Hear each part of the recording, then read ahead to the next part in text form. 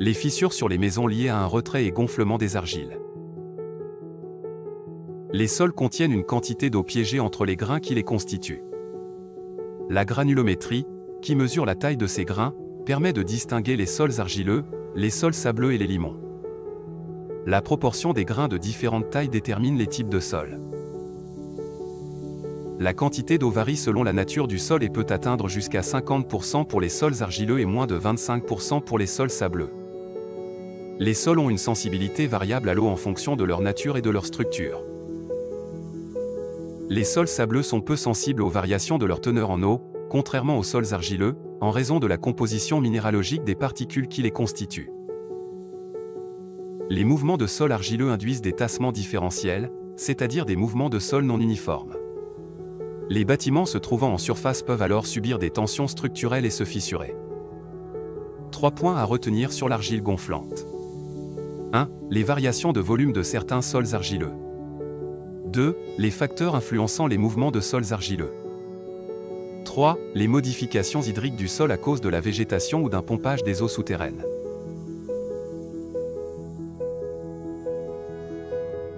Les sols argileux se comportent comme des éponges vis-à-vis de l'eau. Lorsqu'ils sont secs ou contiennent très peu d'eau, ils augmentent de volume en absorbant de l'eau et deviennent plus déformables. A l'inverse, ils diminuent de volume en séchant et deviennent moins déformables, ces comportements étant dus à des phénomènes physico-chimiques ou physiques à l'intérieur des feuillets argileux.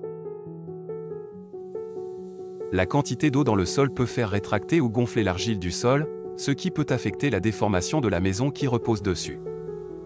En France, où le climat est tempéré, les argiles ont souvent une saturation en eau élevée, ce qui limite les gonflements de terrain. Ainsi, les mouvements les plus significatifs sont généralement observés en période de sécheresse.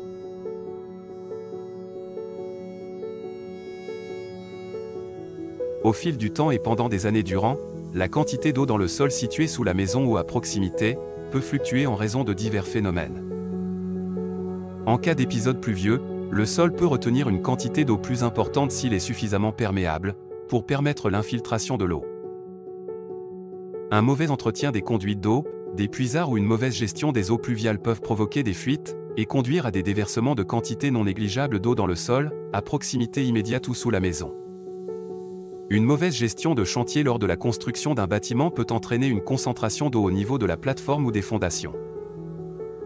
Pendant une période de sécheresse, la chaleur provoque une évaporation de l'eau dans le sol, ce qui entraîne une diminution de la quantité d'eau disponible. Une végétation abondante et non maîtrisée autour du bâtiment peut assécher les sols en pompant des quantités d'eau importantes. Installer des systèmes de pompage dans le sol permet de réduire significativement la quantité d'eau présente dans le terrain.